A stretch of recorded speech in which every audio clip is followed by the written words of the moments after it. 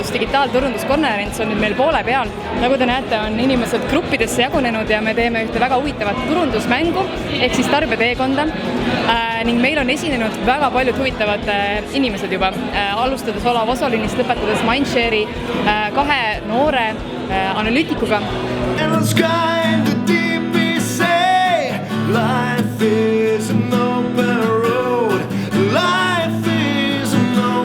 Tänu seda, et organiseerijad kuidagi suutnud vältida seda nagu igavat teooriat kõrvale ja Mul on ärikatteüritused väga meeldinud, et te olete tõesti suutnud teha selles mõttes väga erilist asja, et te olete saanud sellised esinejad tuua tudengitele väga soodsalt neile kätte, et te teete väga õiget asja, et selles mõttes ma olen väga rahul üritustega.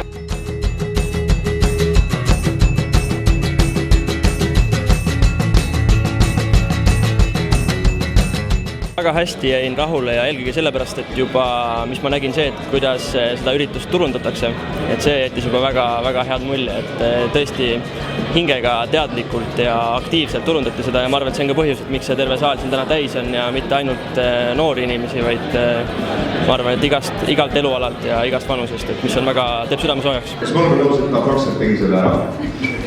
Tahtis hakata õhku tõusma.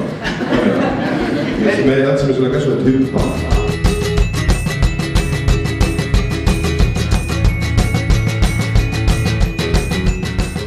Et kui mul on nagu mingi reaalne vajadus midagi õppida, siis ma lähen, et praegu ma tundsin, et siin on mul nagu reaalne väärtus ja siis ma tulin siia kohale. Et muidu mis konverentside suur väärtus on see, et saad inimestega suhelda, uusi kontakte ja võib-olla mingi uued võimalused avanevad, on ju. Siiamaani ei ole mitte mingeid etteheiteid, kõik on väga adekvaatne ja professionaalne. Nagu näha on massi on.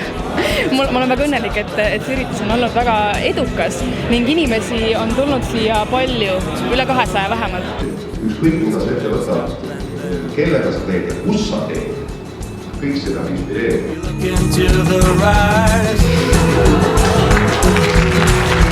You can stop your life.